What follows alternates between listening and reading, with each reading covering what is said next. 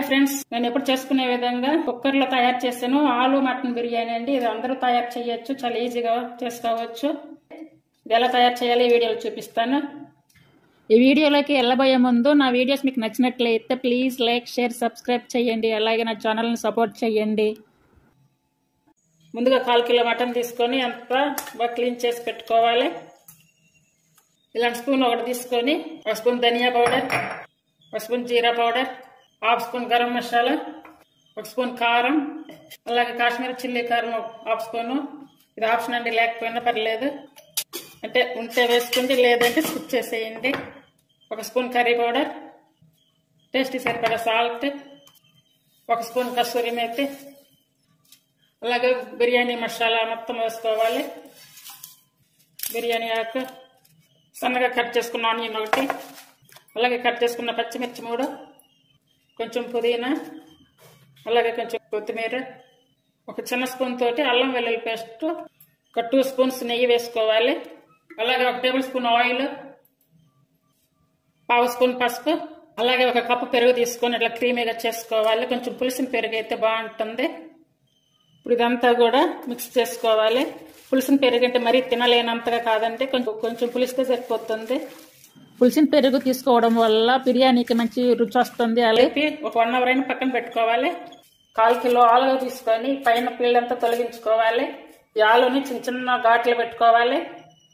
అలాగే పెద్ద పీసెస్ గా కూడా కట్ చేసుకోవచ్చు. అంటే ఆలు మటన్ బిర్యానీ కదండి, ఇవి కొంచెం ఫ్రై చేసుకుంటే బాగుంటుంది.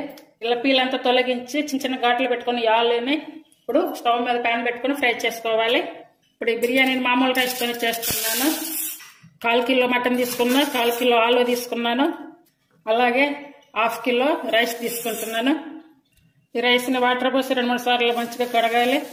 ఈ కడిగిన రైస్ లో 1 గ్లాసు వాటర్ పోసి నానబెట్టాలి. ఇప్పుడు రైస్ కూడా కడిగి నానబెట్టి పెట్టుకున్నాను. అంత క్లీన్ చేసి ఘాట్లు పెట్టుకున్నటువంటి ఆలుని వేసి ఫ్రై చేసుకోవాలి. 1 స్పూన్ ఆయిల్ వేసుకోవాలి. అలాగే కొంచెం పసుపు, కొంచెం సాల్ట్, ఇవన్నీ కూడా 1/2% మధ్య వరకు ఫ్రై చేసుకోవాలి. మూత పెట్టి ఫ్రై చేసుకోవాలి. అలాగే కొంచెం కారం, అంటే కారం ఫస్ట్ లో వేయలేదు, మళ్ళీ మాడిపోతుంది కాబట్టి ఫస్ట్ లో వేయలేదు. చూడండి, ఇలా వచ్చాక స్టవ్ ఆఫ్ చేసుకోవాలి. ఫ్రై చేసుకున్న ఆలు రెడీ అయ్యింది. అలాగే నానబెట్టుకున్నటువంటి రైస్ రెడీగా ఉన్నాయి. ఇప్పుడు మటన్ కూడా మ్యారినేట్ చేస్తుంది. ఇప్పుడు బిర్యానీ తయారు చేసుకోవాలి. స్టవ్ మీద ఒక పాత్ర పెట్టుకోవాలి. నేను ఇది కుక్కర్లో చేస్తున్నాను. చూడండి, దీంట్లో నెయ్యి, ఆయిల్ అన్ని వేస్తున్నాయి కాబట్టి నేను డైరెక్ట్ గానే వేస్తున్నాను కుక్కర్లో. గిన్నెలో కొంచెం వాటర్ వేసుకొని కలిపి పోసుకోవాలి. కుక్కర్లో మటన్ వేస్తుంది. ఇప్పుడు విజిల్ రాకుండా మూత సైడ్ పెట్టుకొని ఒక 10 నిమిషాలు ఆన్ మీద పెట్టుకోవాలి. 10 మినిట్స్ అయ్యాక ఫ్లేమ్ తగ్గించుకోవాలి. చూడండి, మొత్తం 20 మినిట్స్ ఉడికించాను విజిల్ రాకుండా. అలాగే ఇప్పుడు పెరుగు ఎంత తీసుకున్నామో అంతే కప్ తోటి టమాటా ప్యూరీ తీసుకోవాలి. టమాటా ప్యూరీ వేసి అంతా కలిసేలా బాగా కలుపుకోవాలి. మటన్ కూడా సగం పడి ఉడికిందండి. చూడండి, ఆయిల్ కూడా కొంచెం పైకి వచ్చింది. ఇప్పుడు ఈ నానబెట్టుకున్నటువంటి రైస్ వేసుకోవాలి. అలాగే ఇప్పుడు ఫ్రై చేసుకున్న ఆలు వేసుకోవాలి. ఇదంతా కూడా ఒకసారి బాగా తిప్పుకోవాలి.